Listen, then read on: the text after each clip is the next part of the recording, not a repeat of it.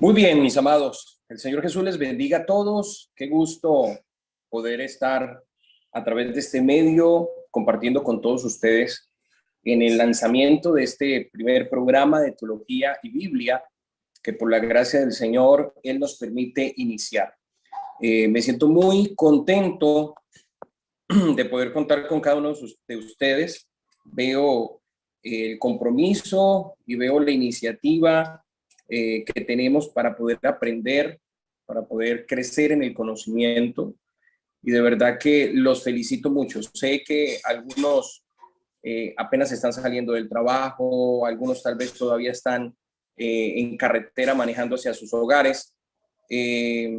Acá en El Salvador son las 8 de la noche apenas y obviamente esto hace de que todavía estemos movilizándonos. Sin embargo, les agradezco el que estén conectados.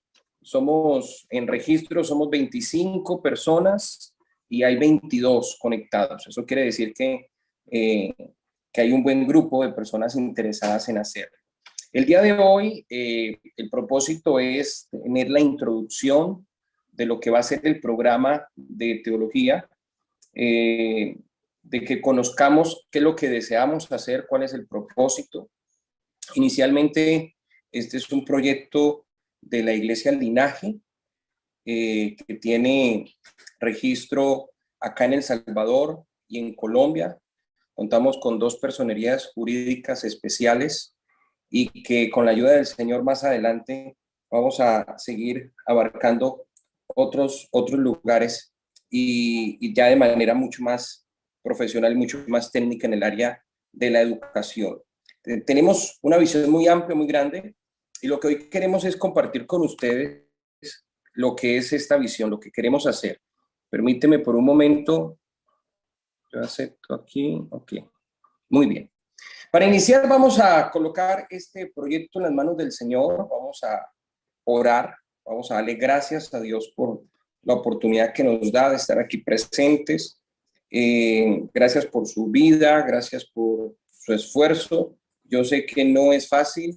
Normalmente los programas de estudio empezamos muchos y terminamos pocos, pero Dios permita que este programa lo podamos terminar todos. Ya les explico cómo va a ser la metodología, lo que nos va a ayudar para que estemos siempre motivados a salir adelante con este proyecto. Entonces vamos a orar, vamos a darle gracias a Dios primero por esta gran oportunidad. Amén. Les invito a que inclinemos nuestro rostro y demos gracias a Dios. Bendito Padre Celestial, Dios Todopoderoso. Primeramente, presentarles nuestro proyecto inicial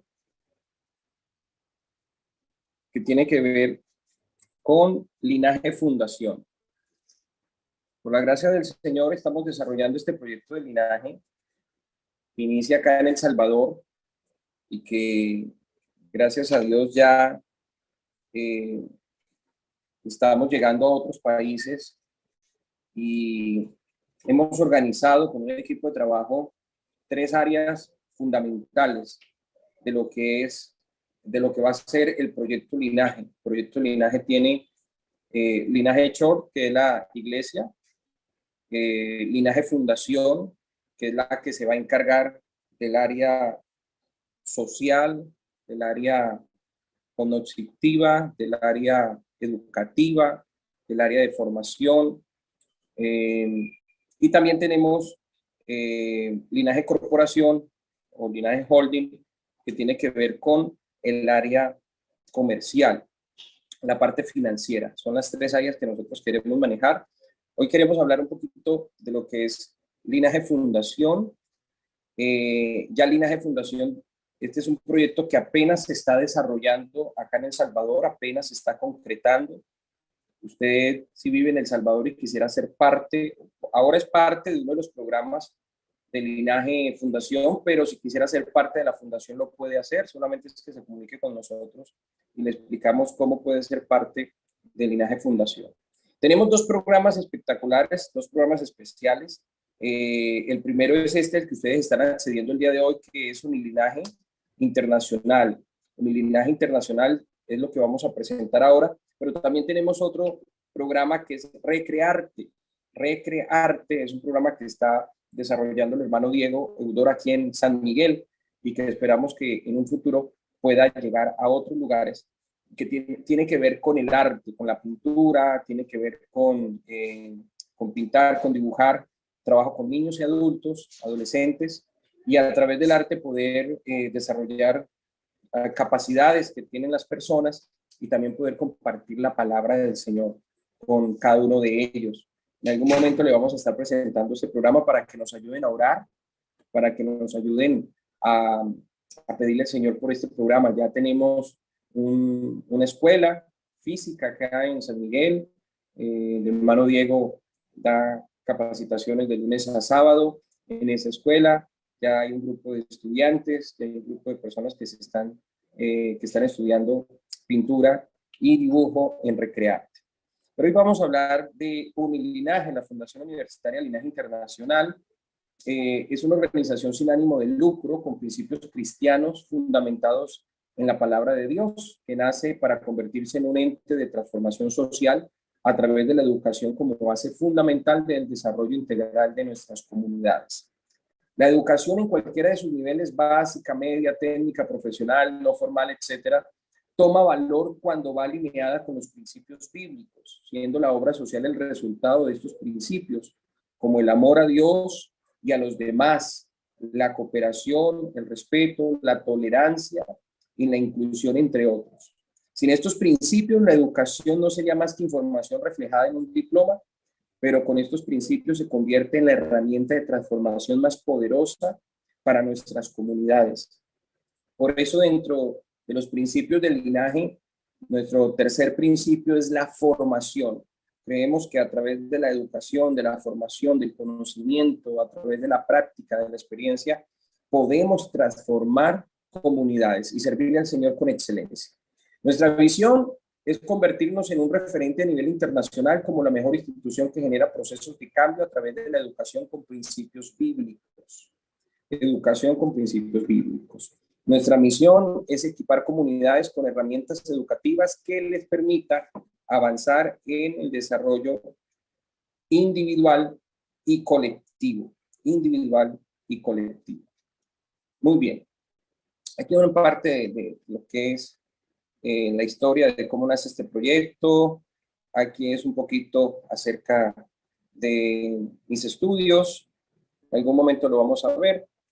Y esta es la oferta académica. Pero lo que nos compete es lo que vamos a iniciar el día de hoy, que tiene que ver con el programa de Teología General, que va a ser virtual por Zoom, pero esperamos que en algún momento podamos hacer algunos seminarios presenciales, aunque sabemos que pues hay participantes de diferentes países. Tenemos personas de Costa Rica, personas de Colombia, personas de acá de El Salvador, personas de México también están conectadas el día de hoy. Entonces, queremos aprovechar la tecnología, queremos aprovechar estos avances tecnológicos para que nosotros podamos llegar a todas partes con este proyecto.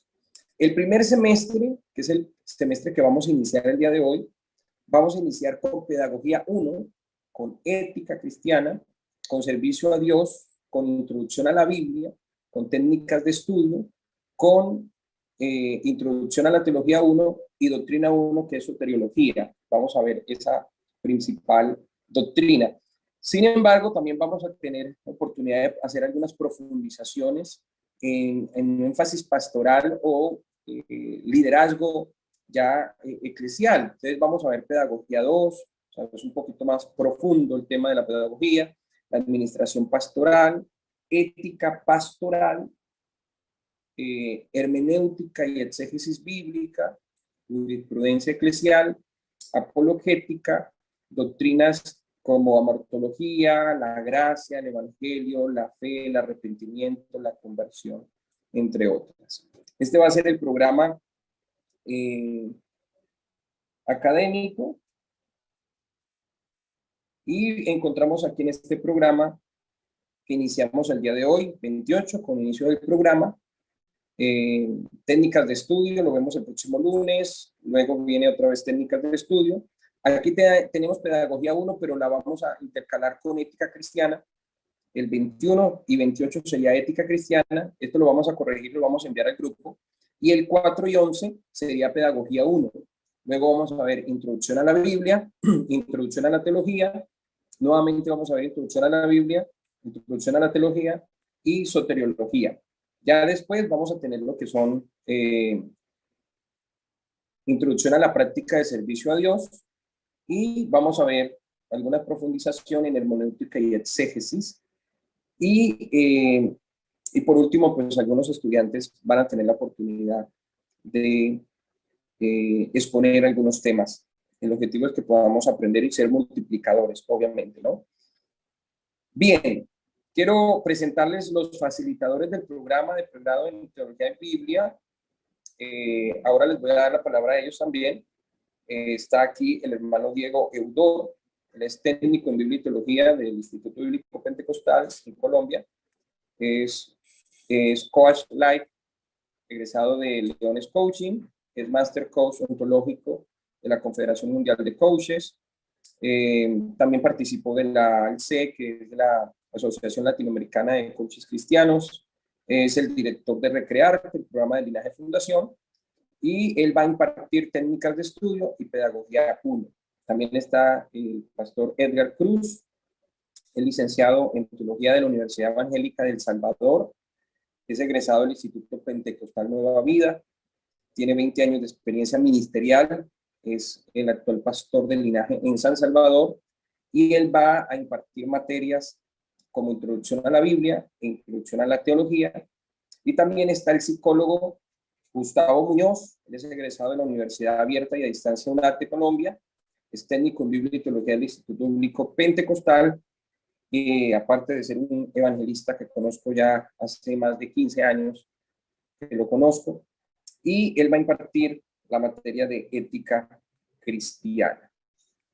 Muy bien, mis amados, este es el programa, lo que vamos a ver en estos primeros 6 meses, pero obviamente tenemos que ser conscientes de que en una hora no vamos a abarcar todo el conocimiento que necesitamos obtener de cada una de estas áreas. Cada semestre va a estar marcado por 9 áreas fundamentales que creemos que todo ser humano, sobre todo cristiano, necesita manejar. Las áreas son el área de pedagogía, está el área humanística, el área ministerial, el área de formación bíblica, el área histórica, el área de formación complementaria, el área de teología y el área de formación doctrinal y las prácticas o pasantías que le llamamos, porque el propósito de hacer este estudio no es solamente que usted se quede con el conocimiento.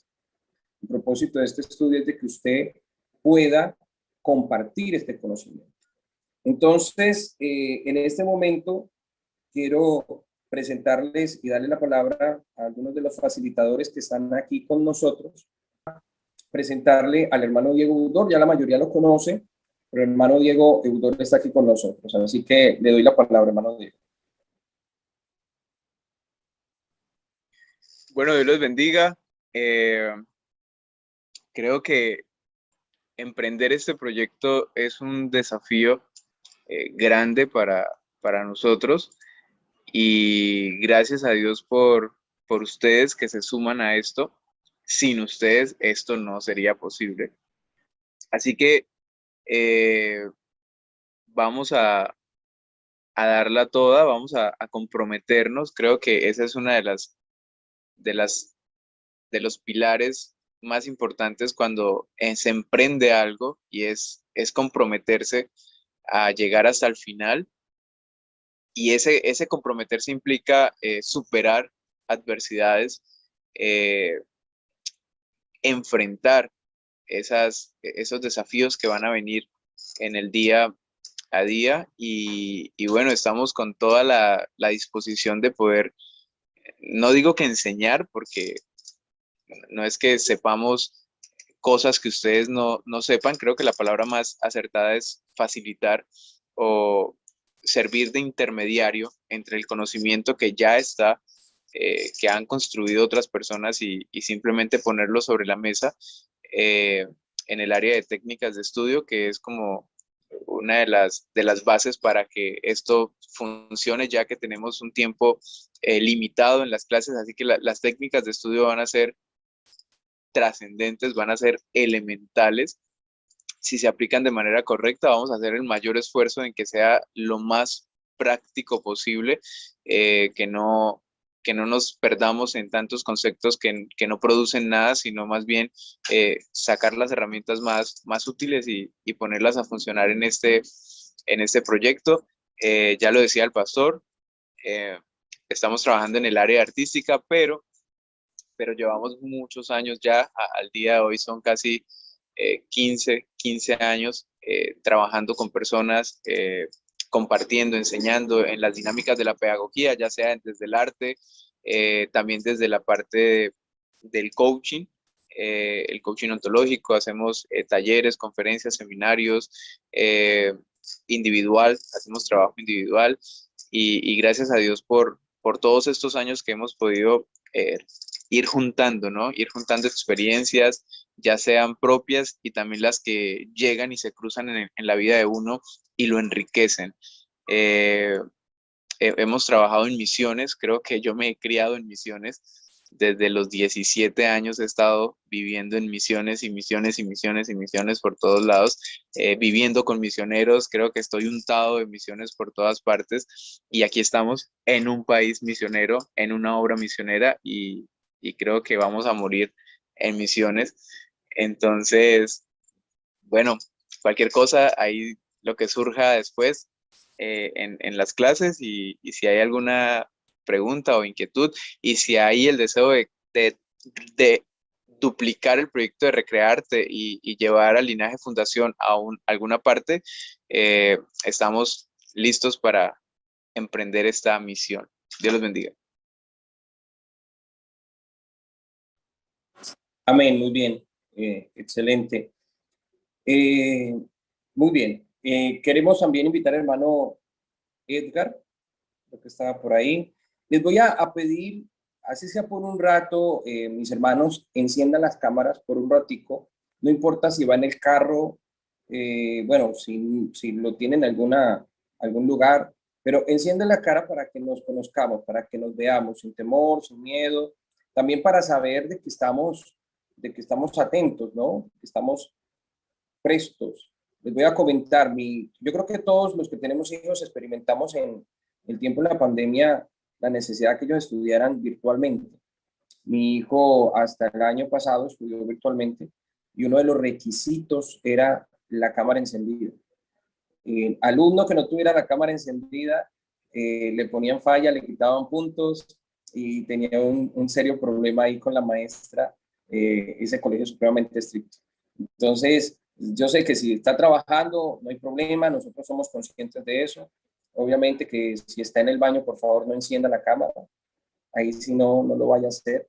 Pero si está en casita, si está en un lugar donde usted va a estudiar con nosotros, pues es bueno que lo haga.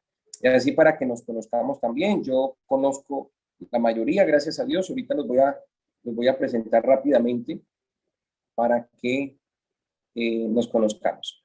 Pastor Edgar, active el micrófono, por favor, y preséntese. También coméntenos un poquito del área de la materia que nos va a compartir y comparta un poco de su experiencia también como licenciado de la Universidad Evangélica de El Salvador. Bueno, saludos, pastor, y saludos a todos los que están conectados. Realmente es un gusto poder estar aquí formando parte de este equipo de facilitadores. Una experiencia nueva en el aspecto de la modalidad, como decía el pastor, pero realmente con ganas de poder experimentar esta etapa acerca de lo virtual. Y más de eso, de poder compartir lo que son las materias que nos han asignado. Referente al trabajo ministerial, pues llevamos un tiempo trabajando, unos 20, 19 años con iglesia y ha sido una experiencia muy bonita conocer personas, servidores, ver necesidades tanto dentro de la iglesia y fuera de la iglesia. Entonces, a través del recorrido nos hemos ido dando cuenta de la necesidad que existe, repito, dentro de la congregación de una formación de personas que ayuden a hacer el trabajo ministerial, que sean formados dentro de, para que vayan a dar su servicio fuera de, allá en la comunidad, es decir, para que seamos personas facilitadoras o promotoras, formadoras, que ayudemos según sea la necesidad donde nos estamos moviendo. Es decir, la iglesia o los servidores, diríamos, las personas que están trabajando en una congregación, es de vital importancia que sean formados para poder ir y aportar, dar un aporte a la comunidad en todo aspecto. Digo otra vez, según sea la necesidad. Entonces, porque ese realmente es el trabajo de la iglesia, es el trabajo del reino. A veces pensamos que la iglesia no se tiene que meter en cuestiones seculares, conocemos tradicionalmente, pero es parte del trabajo de la iglesia, aún sin hacer un proselitismo, es como parte de la labor desinteresada de la iglesia. Entonces, esa y muchas otras necesidades que se detectan en la iglesia, y ante esa necesidad, pues se ve la urgencia de poder formar a las personas que vayan y ayuden a hacer el trabajo fuera. Durante mis estudios, poco a poco fui dándome cuenta de eso, que el mundo evangélico existe ese déficit, ¿verdad?, de la formación de las personas. Y creo que entre más formada esté una persona, un equipo, una iglesia, mejor se puede hacer el trabajo pastoral. Entonces, una vez más contento de poder compartir, ¿verdad?, esas materias que nos han asignado, y obviamente en referente a la materia que me han asignado, que es Introducción a la Biblia, una de ellas es precisamente eso, solo como dar las bases introductorias para que el estudiante, ¿verdad? Nos decían por ahí referente a eso, son personas estudiantes, no son alumnos. Decía, porque la palabra alumno viene de alguien que no alumbra, no da luz, no alumbra. Entonces mejor nos decían ocupar la palabra estudiante. Entonces, digo, inducir al estudiante para poder animarle a que él, darle las bases para que él pueda continuar de una manera autodidacta el estudio, obviamente, seguidamente, pues, para poder invitarlo o seguirlo formando en un futuro. Entonces, en cuanto a introducción a la Biblia, igual manera, introducción a la teología, porque esto es muy amplio, es un mar extenso que tenemos mucho camino por recorrer, y de esa manera pues estamos dispuestos a meternos en esa dinámica. Así que esperando allí el inicio, y con todos los poderes. Saludos, hermanos. Amén, pastor, amén. Muchísimas gracias. Creo que un excelente equipo. Amén. Muy bien. No sé si ya está. Gustavito me pidió que lo dejara de último. Gustavo Muñoz está por ahí. ¿Por ahí me escuchan ahora sí? Ahora sí le escuchamos. Bueno, bendiciones para todos. En el poderoso nombre de Jesús les extiendo un saludo a todos mis compañeros de trabajo y a los alumnos de este nuevo proyecto, Instituto Bíblico de El Salvador, en cabeza de nuestro director, hermano Leonardo Cuellar, ministro por la gracia de Dios. Y bueno, como decía él, estamos todos al tanto de darle el mejor inicio y el buen final con la ayuda de Dios a este proyecto. Y bueno, después de saludarles, entonces comentarles que por la gracia de Dios soy psicólogo de profesión y daremos o dictaremos el acompañamiento, el área de lo que tiene que ver con ética cristiana, y estaremos compartiendo estas hermosas experiencias de lo que tiene que ver con nuestra vida cristiana y los valores. Les ruego disculpas, no encendí mi cámara porque estoy laborando en este momento, pero ya tendremos la oportunidad de dar la cara y de poder entonces distinguirles también. Así entonces, en este corto saludo, decirles que estamos para aprender de todos mis compañeros también, y entre todos sacaremos adelante este proyecto precioso de lo que tiene que ver con la teología y Biblia o Instituto Teológico de la ciudad del Salvador.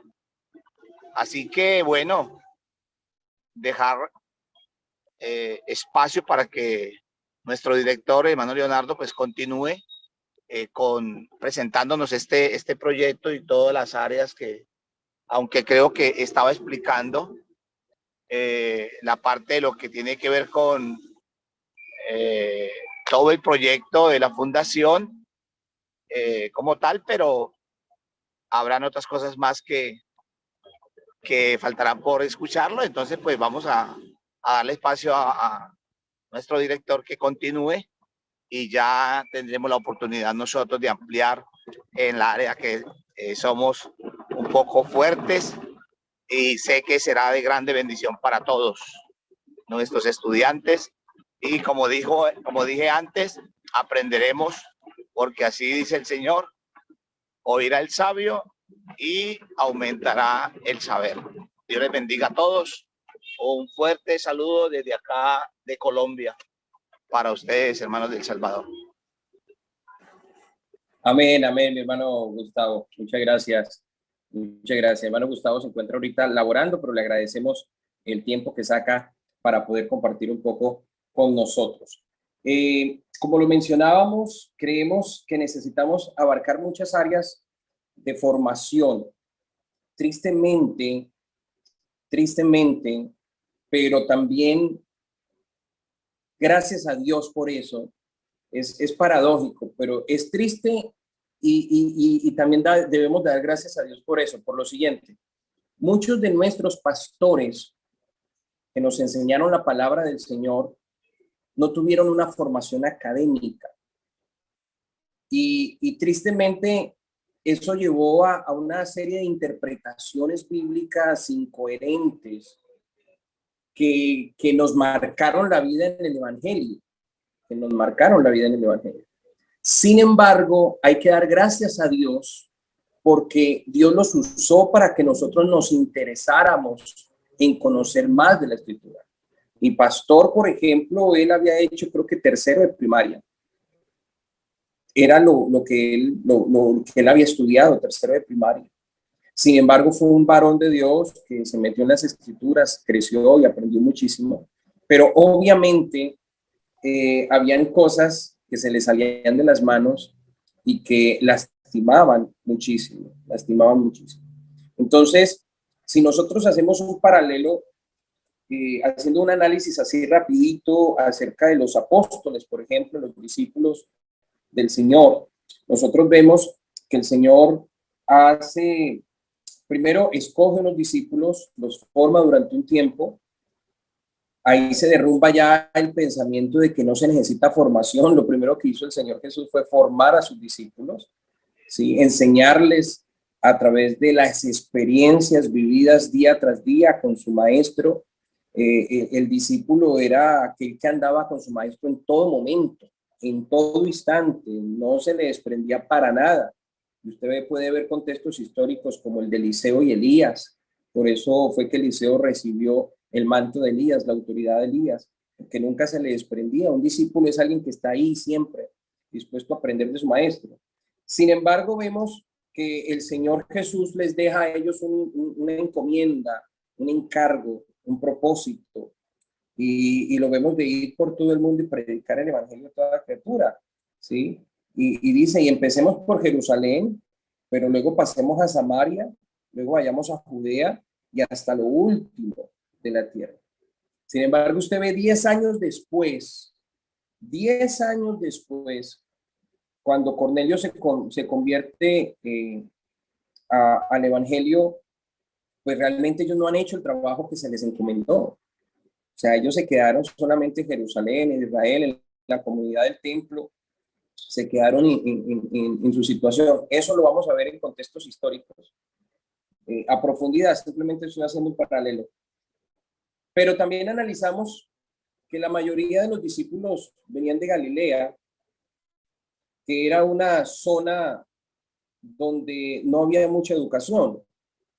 Por eso, inclusive, cuando llamaban a Jesús el Galileo y llamaron que de Nazaret venía el Mesías, hubo alguien que dijo, y de Nazaret saldrá algo bueno. O sea, porque el contexto histórico era que en Nazaret pues no había gente educada, era gente sin letras, del común, y peor que del común, eran personas que no tenían acceso a la educación normal en ese entonces.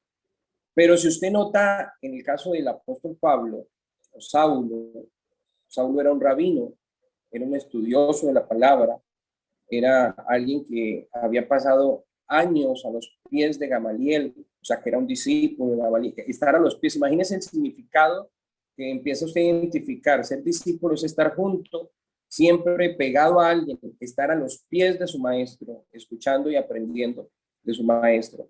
Pablo era políglota, Pablo era un doctor de la palabra, Pablo conocía los contextos históricos, solamente le faltaba la revelación de Jesucristo. Y cuando tiene la revelación de Jesucristo, usted nota que Pablo trabajó más que todos los demás discípulos, inclusive hasta lo expresa en una de sus cartas, pero después se baja un poquito y dice, no fui yo, fue el Espíritu Santo en mí que me permitió trabajar mucho más, ¿verdad?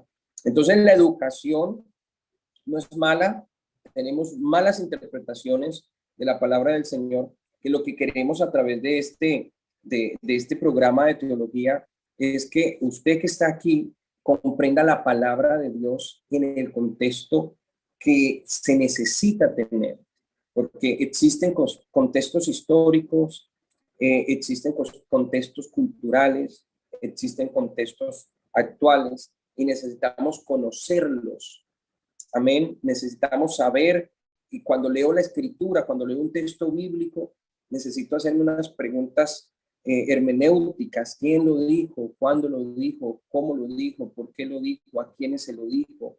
¿Cuál era el contexto histórico? Porque el problema es que usted agarra la Biblia, agarra este libro, y entonces usted cree que el escritor se sentó un día y empezó Génesis y escribió Génesis, y al otro día Éxodo, y luego Deuteronomios, y terminó por allá los, 5 meses, terminó con Apocalipsis, y no fue así. Cada libro, nosotros sabemos y entendemos que la Biblia tiene unas divisiones, eso lo vamos a conocer más en profundidad. La Biblia está dividida en 2 secciones muy grandes, y cada sección, una llamada Antiguo Testamento y otra Nuevo Testamento, está subdividida en otras secciones, y cada libro también tiene sus géneros literarios, su manera en que fue escrita, su tiempo en que fue escrito, su para quién fue escrito y por qué fue escrito, cuál era el propósito del autor. Yo tengo que entender el propósito del autor antes de aplicarlo a mi vida, porque esta escritura, aunque es aplicada hoy en día en nuestra vida, el autor no la escribió directamente para Leonardo Cuellar, no la escribió para Wilson, no la escribió para Jorge. La escritura fue escrita en su momento, pero como la Biblia, la palabra de Dios es viva y eficaz, se aplica a nuestra vida, pero tengo que aplicarla conociendo primero a quién se lo dijo en el contexto histórico. Después de que conozco el contexto histórico, tengo que pasar esa palabra por Cristo, entender a través del contexto del Señor, para luego aplicarlo en el contexto actual, para poder aplicarlo en mi vida. Si no hago eso y lo tomo literalmente, voy a caer en un moralismo o voy a caer simplemente en un legalismo frente a la Escritura.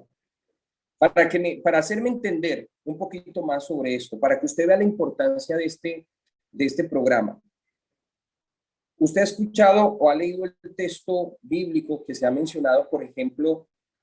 Vamos a leerlo, vamos a hacer aquí un ejercicio. Me imagino que usted tiene Biblia ahí en su mano, o por lo menos en el celular. Uno de los requisitos para estudiar teología y Biblia es tener la Biblia. O sea, es una herramienta que la necesitamos tener, y ojalá varias versiones. ¿Ok? Vamos al Evangelio de Juan. Evangelio de Juan, capítulo 10, verso 10.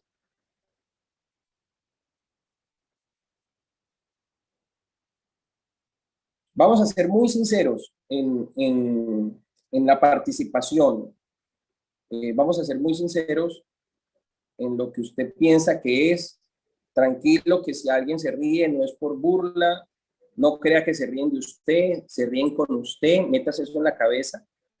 Se ríen con usted, no se ríen de usted. Entonces, no, bueno, ya la toma más suave, ¿verdad? Juan capítulo 10, verso 10. Juan 10, 10. Alguien que quiera leerlo, por favor. Yo. Dale. Juan 10, 10. ¿Sí? El ladrón solamente viene para robar, matar y destruir. Yo vine para que la gente tenga vida y la tenga en abundancia. Muy bien. El ladrón solo vino para hurtar, matar y destruir. Pero el Señor vino... Es la PDT. Leyó la versión PDT. ¿Alguien que tenga la versión Reina Valera? Yo la tengo. Ok, léala, por favor. El ladrón no viene sino para matar, perdón. El ladrón no viene sino para hurtar y matar y destruir. Yo he venido para que tengan vida y para que la tengan en abundancia. Ok, muy bien. Cuando usted lee este texto bíblico y lo has escuchado de muchos pastores enseñar y predicar en el altar, ¿quién representa al ladrón? Para ti, ¿quién es el ladrón? Con sinceridad, ¿qué es lo que normalmente uno piensa que es el ladrón? El diablo. ¿Diablo? Dice Melanie, el diablo. Ok. ¿Quién más piensa igual? ¿Alguien más que piense solo? Pues en realidad somos nosotros los seres humanos que nos robamos la paz y la bendición unos con otros. Ok, piensas que es válida la respuesta, no te preocupes. Muy bien. Melanie dice el diablo. Siempre cuando uno dice es que el ladrón vino para robar, matar y destruir, está uno pensando en el diablo, ¿no? En el enemigo de nuestras almas. El hermano Jorge tiene otra respuesta. Dice posiblemente pueden ser los mismos seres humanos o nosotros mismos que nos robamos la paz a nosotros mismos con nuestro mal comportamiento. ¿Alguien más tiene otro pensamiento? Cuando ha leído ese texto bíblico, ¿qué han pensado? Con sinceridad, sin miedo a equivocarse, que aquí estamos es para aprender.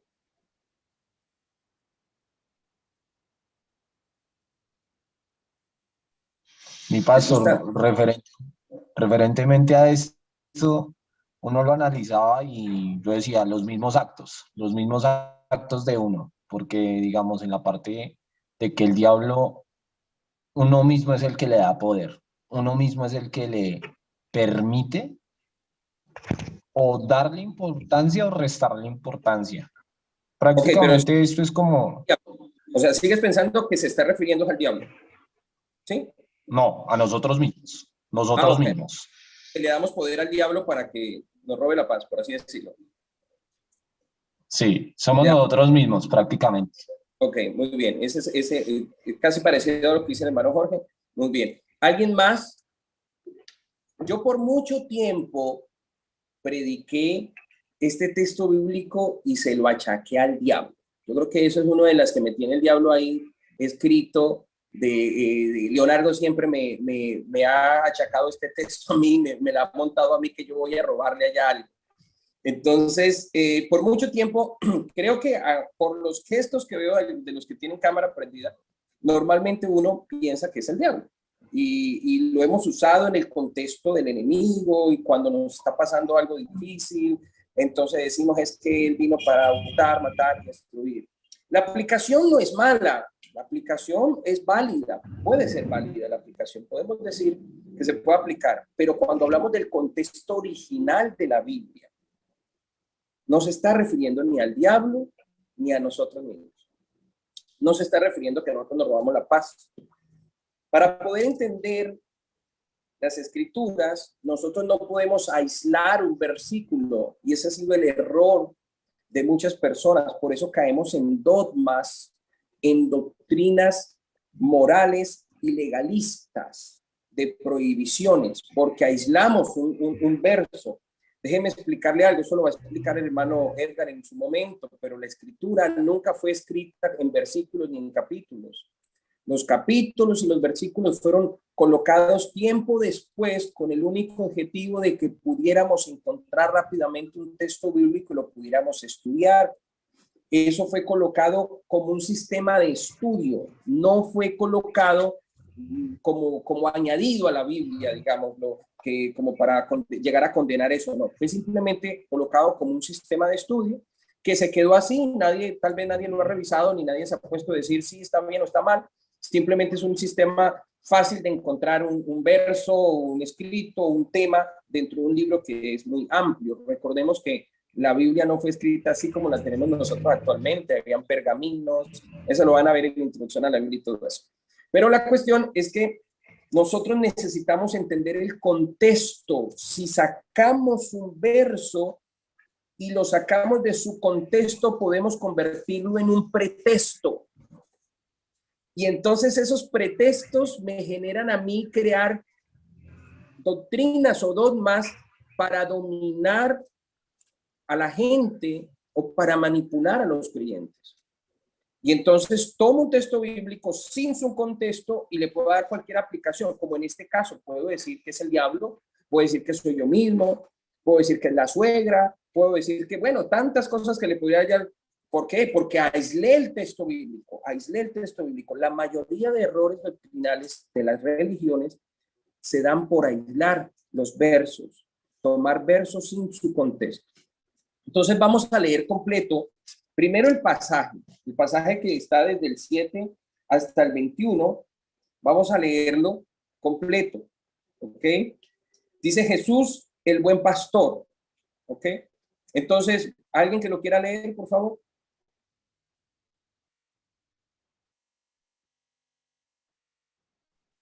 Listo. Dice la palabra del Señor. Ok. ¿Va?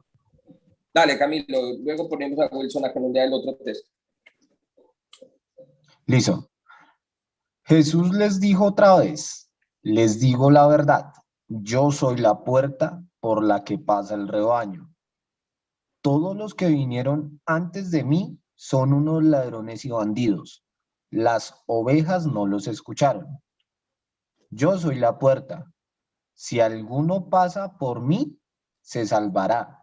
Podrá entrar y salir y encontrará todo lo que necesita. El ladrón solamente viene para robar, matar y destruir. Yo vine para que la gente tenga vida y la tenga en abundancia. Yo soy el buen pastor. El buen pastor da su vida por las ovejas. El empleado al que le pagan por cuidar las ovejas no es como el pastor. Las ovejas no le pertenecen, así que cuando viene el lobo, abandona las ovejas y se escapa. El lobo las ataca y las dispersa. El empleado huye porque solo le importa que le paguen y no le importan las ovejas. Yo soy el buen pastor, conozco a mis ovejas y ellas me conocen a mí. Así como el Padre me conoce a mí y yo lo conozco a él. Yo doy mi vida por las ovejas. También tengo otras ovejas que no son de este rebaño y debo traerlas a ellas también.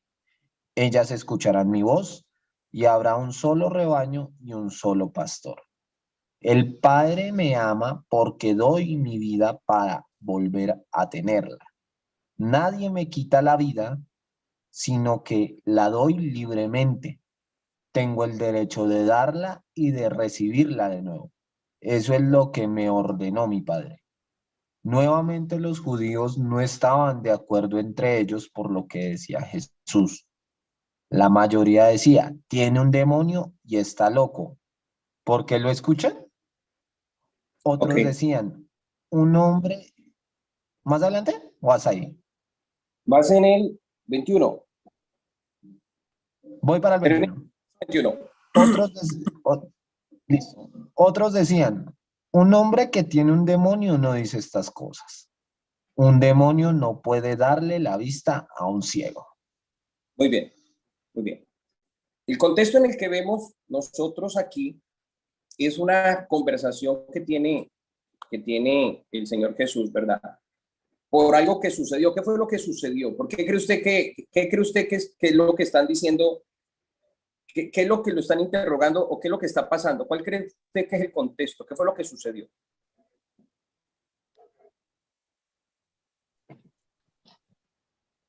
¿Alguna idea? Creo yo que es un ciego porque al final habla de eso. Muy bien, excelente, muy bien. Ahí nos está dando una luz de algo que sucedió, ¿no? Todo el contexto radica al final en esas palabras. ¿Puede acaso el demonio abrir los ojos de los ciegos?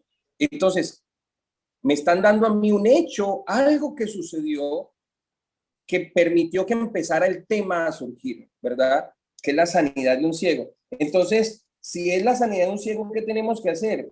Irnos hacia atrás y mirar, entonces, ¿dónde está eso de la sanidad del ciego? ¿Quién me ayuda? Busquemos atrás del texto que leímos, hacia atrás, fue un hecho que pasó, entonces, a ver dónde está, no se vayan muy lejos.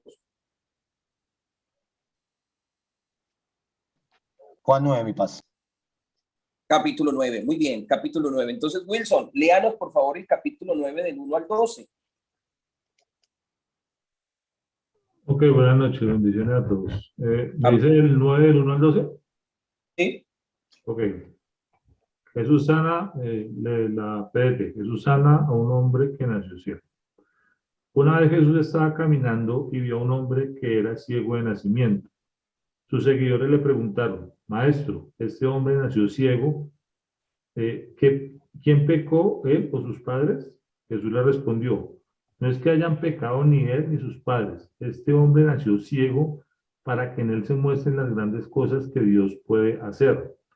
Durante el día debemos hacer el trabajo del que me envió, porque cuando viene la noche nadie puede trabajar.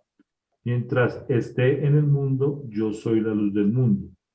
Después de decir esto, Jesús escupió en el suelo, hizo barro con la saliva y se la puso en los ojos al ciego y le dijo, ve a lavarte al estanque de Siloé, que significa enviado.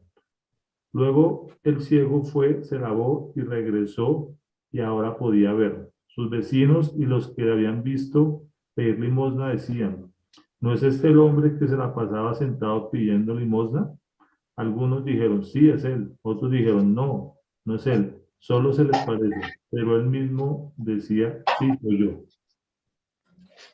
Muy bien, excelente. Ya encontramos la escena, ¿verdad? La escena del milagro del cual está todo este rollo de lo que está sucediendo y de donde sale lo que el Señor está expresando. ¿Quién quiere leer del verso 3 en adelante?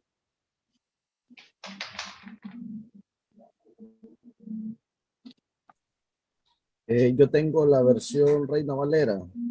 Ok. Llevaron ante los fariseos al que había sido ciego, y era día de reposo cuando Jesús había hecho el lodo y le había abierto los ojos. Volvieron pues a preguntarle, ¿también los fariseos como había recibido la vista? Él les dijo, me puso lodo sobre los ojos y me lavé. y veo.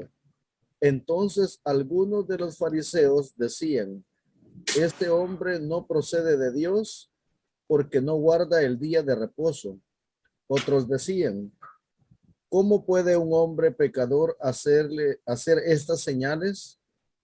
Y había disensión entre ellos. Entonces volvieron a decirle al ciego, ¿qué dices tú del que te abrió los ojos? Y él les dijo, que es profeta.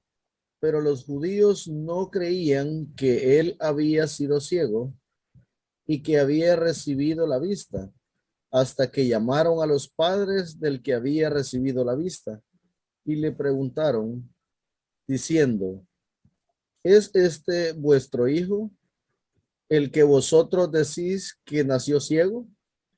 ¿Cómo pues ve ahora? Sus padres respondieron y les dijeron, sabemos que este es nuestro hijo y que nació ciego, pero cómo ve ahora no lo sabemos, o quién le haya abierto los ojos. Nosotros tampoco lo sabemos. Edad tiene, preguntadle a él.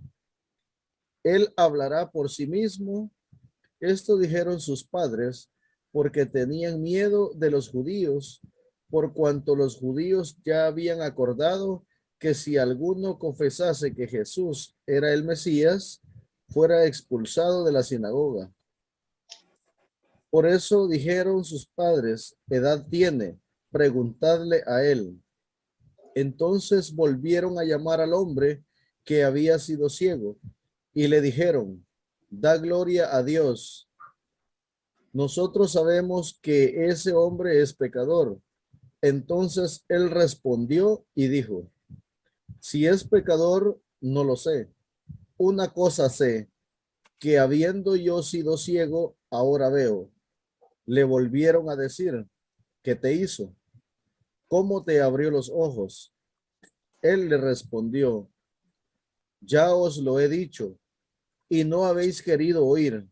¿Por qué lo queréis oír otra vez? ¿Queréis también vosotros haceros sus discípulos? Y le injuriaron y dijeron, tú eres su discípulo, pero nosotros discípulos de Moisés somos. Nosotros sabemos que Dios ha hablado a Moisés, pero respecto a ese, no sabemos de dónde sea. Respondió el hombre y les dijo, pues esto es lo maravilloso, que vosotros no sepáis de dónde sea, y a mí me abrió los ojos. Y sabemos que Dios no oye a los pecadores, pero si alguno es temeroso de Dios y hace su voluntad, a ese oye. Desde el principio no se ha oído decir que alguno abriese los ojos a uno que nació ciego. Si éste no viniera de Dios, nada podría hacer. Respondieron y le dijeron, tú naciste del todo en pecado y nos enseñas a nosotros, y le expulsaron. Muy bien, muy bien. ¿Alguien que quiera leer del 35 al 41?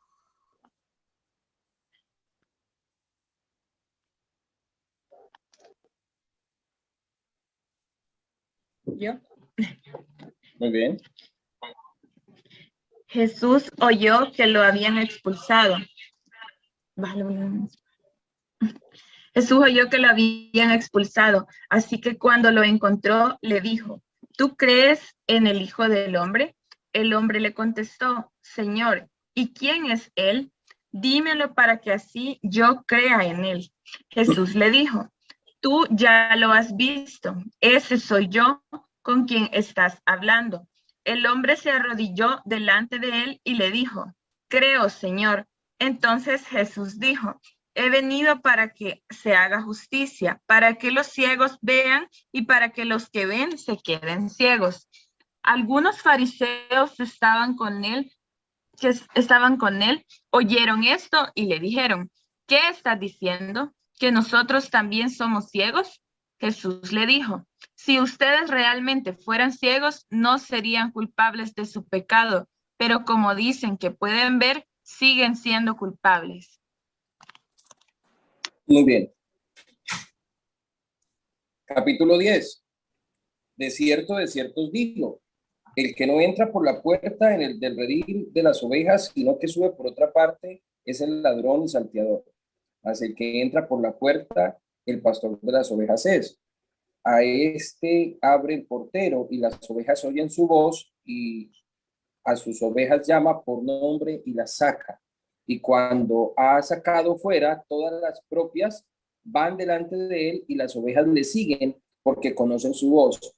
Mas el extraño no seguirá, sino huirá de él porque no conoce la voz de los extraños. Esta alegoría le dijo Jesús, pero ellos no entendieron qué era lo que les decía. Volvió pues Jesús a decirles, de cierto os digo, yo soy la puerta de las ovejas. Todo lo que antes de mí vinieron, ladrones son y salteadores, pero no los oyeron las ovejas. Yo soy la puerta. El que por mí entrare será salvo y entrará y saldrá y hallarán pastos. El ladrón no viene sino para hurtar y matar y destruir. Yo he venido para que tengan vida y para que la tengan en abundancia. Yo soy el buen pastor su vida da por las ovejas, mas el asalariado y que no es el pastor de quien no son propias las ovejas, ve venir el lobo y las deja las ovejas y huye, y el lobo arrebata las ovejas y las dispersa. Así que el asalariado huye porque es asalariado y no le importan las ovejas. Yo soy el buen pastor y conozco mis ovejas y las mías me conocen. Así como el Padre me conoce y yo conozco el Padre y pongo mi vida por las ovejas. También tengo otras ovejas que no son de este redil. Aquellas también debo traer y oirán mi voz y habrá un rebaño y un pastor. Por eso me ama el Padre, porque yo pongo mi vida para volverla a tomar. Nadie me la quita, sino que yo de mí mismo la pongo. Tengo poder para ponerla y tengo poder para volver a tomarla. Este mandamiento reside en mi Padre. Volvió a haber disensión entre los judíos por estas palabras. Muchos de ellos decían, demonio tiene y está fuera de sí. ¿Por qué le oís? Le decían otros, estas palabras no son de un endemoniado. ¿Puede acaso el demonio abrir los ojos de los ciegos? Ok. Muchas veces sacar el contexto no es muy fácil, pero cuando le ponemos un poco de atención y volvemos y releemos, es más fácil que usted se demore un poco leyendo y leyendo, que saliendo con cualquier cosa que a la final no tiene nada que ver con la verdad. Alguien que me resuma lo que ha sucedido con sus propias palabras, no necesariamente literalmente como está, alguien que me resuma lo que sucedió. Yo más leo, noches. Dale, Wilson. Bueno, pues lo que logro captar ahí, pues había una persona que era ciega de nacimiento, entonces, ¿Sí? bueno, Jesús hace el milagro, le abre los ojos, entonces, pues, según el contexto, pues los fariseos siempre iban, pues, detrás de Jesús buscando como argumentos para poder acusarle. Entonces, viendo eso, fueron ante los padres del muchacho, de la persona que estaba ahí, y fueron a corroborar si realmente era real o era una artimaña o era no sé, algo planeado. Entonces preguntaron y se cercioraron que realmente él era ciego de nacimiento. Pero entonces los padres estaban ya coaccionados por los fariseos, entonces por miedo de pronto a ser juzgados o expulsados de la comunidad, pues no quisieron como decir las cosas de frente. Sin embargo, pues cuando confrontan a la persona que fue sanada, él sí pues reconoce y dice las cosas, lo expulsan digamos, de la comunidad o del lugar, y pues Jesús habla con él, le dice que pues él puede creer en él le revela, digamos, quién es, él cree, digamos, da su testimonio, cree, y pues él es expulsado de allí de la comunidad. Luego pues él tiene digamos, una charla, una discusión con los fariseos, donde pues él les muestra que realmente pues él es el pastor, ¿no? Digamos que donde se revela que es el pastor, muestra realmente quién es. Y pues da a entender que de pronto los falsos profetas o las personas que lideran la iglesia y llevan a las personas por el camino equivocado, tal vez entiendo que son a los que él se refiere, ¿no? Como los ladrones, ¿no? Y dando a entender que pues que él es la puerta del camino verdadero dado por Dios, ¿no? Más o menos lo que contemplo ahí. Excelente. Excelente, excelente. Vamos por muy buen camino. Yo creo que ya estamos viendo luces de realmente a qué se refiere con quién es el ladrón que vino para hurtar, matar y destruir. Creo que vamos por muy buen camino. Cuando usted lea un texto bíblico, necesita analizarlo en todo su contexto. No lo aísle. Leas el capítulo anterior. Si puede, leas el capítulo siguiente también. A veces el contexto no está atrás, sino que está adelante. Entonces es bueno leerlo completo. Luego saquemos una lista de personajes. Después de que lo has leído, haga un resumen, una síntesis, como lo acaba de hacer Wilson, de lo que usted acaba de leer, pero hágalo con sus propias palabras. Entonces saca su resumen. Después de tener su síntesis, saque una lista de personajes. ¿Qué tal si sacamos una lista de personajes ahí entre todos? ¿Ok? ¿Qué personajes encontramos en lo que hemos leído, el capítulo 9 y capítulo 10? Personaje número 1. Jesús. El ciego. El ciego. Jesús. Los padres del ciego. Los fariseos. Los papás del ciego. Los padres del ciego, muy bien. Los padres del ciego, muy bien. Esos son los personajes que aparecen en ese lugar. Hay una situación. Los fariseos son aquellos que pertenecen a un grupo religioso, a la religión del momento. Tenemos que entender quiénes son los fariseos. Hay que investigar entonces qué es ser fariseo, porque nosotros en el contexto actual un fariseo es un tráfuga simplemente, ¿no? Alguien que no es de confianza. Entonces uno dice, uy, este man sí es fariseo porque le dije algo y fui y me traicionó con lo que le dije o algo así, pero es un contexto aislado a lo que era en el momento.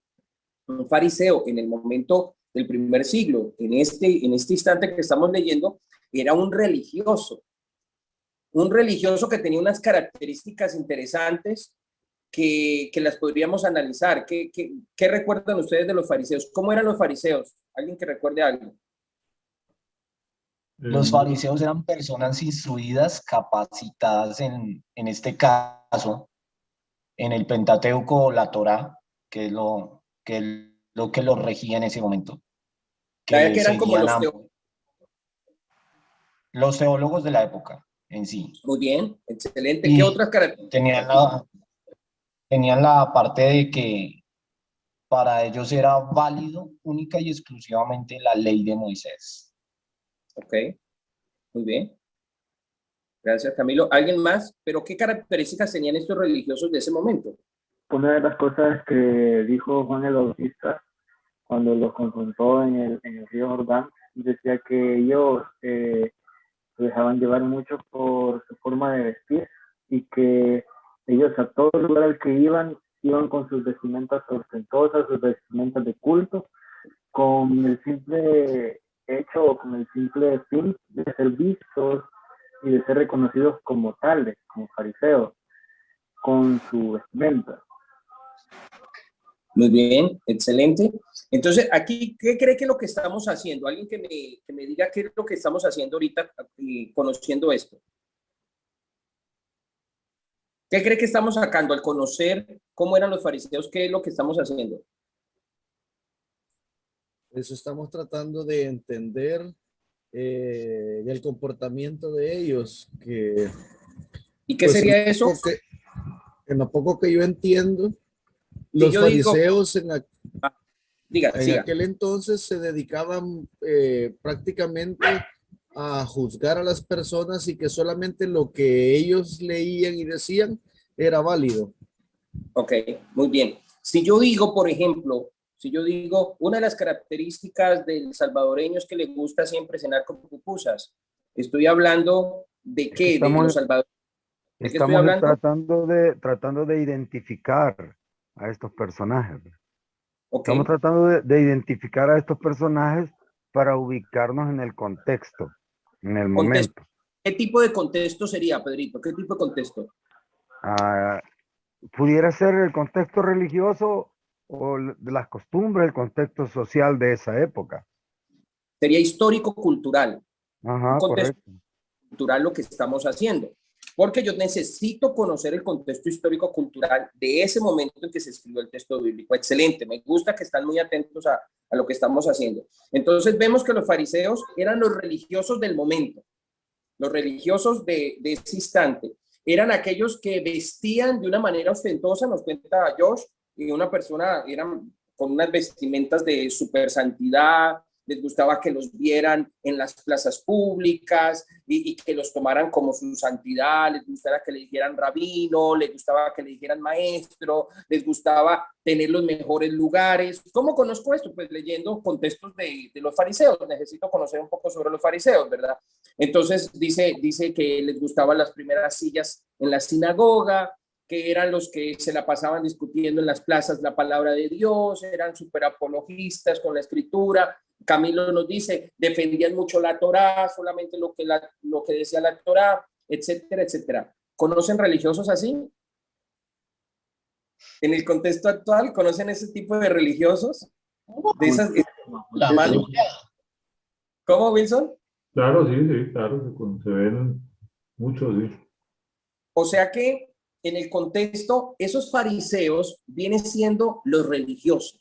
Podríamos identificarnos como gente religiosa, legalista, que no acepta a Jesús ni los principios de Jesús, aunque hablan de Dios, aunque defienden la escritura, aunque se creen súper santos, aunque se creen súper bien, pero no son las personas que aman a Jesús. ¿Estamos de acuerdo? Ok. ¿Qué hicieron estos superlegalistas cuando aquel hombre fue sano y le daba la gloria a Jesús, aunque no conocía a Jesús, pero decía, a mí me sanó Jesús? Y la gente decía, este hombre era ciego. ¿Qué fue lo que ellos hicieron? Se lo atribuyeron al diablo.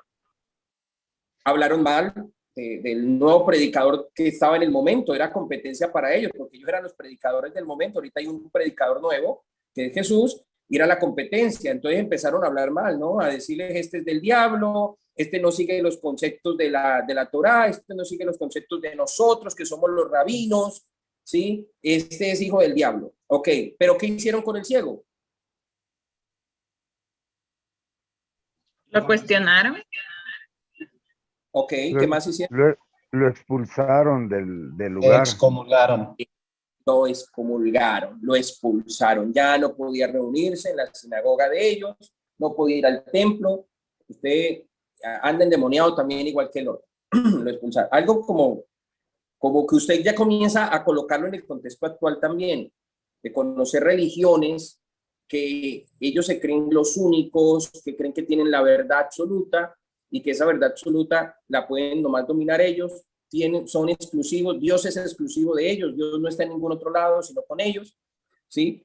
Y el que no se acomoda a sus pensamientos, pues hay que expulsarlo, hay que sacarlo de la sinagoga, ¿ok?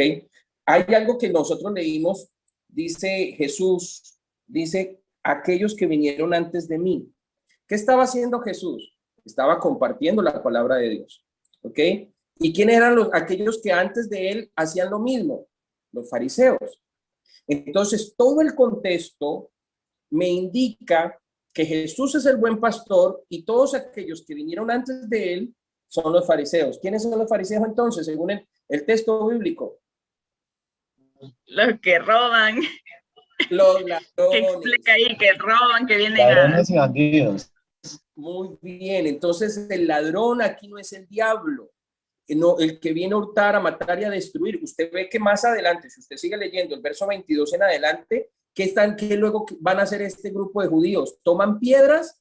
¿Para qué? Para matar a Jesús.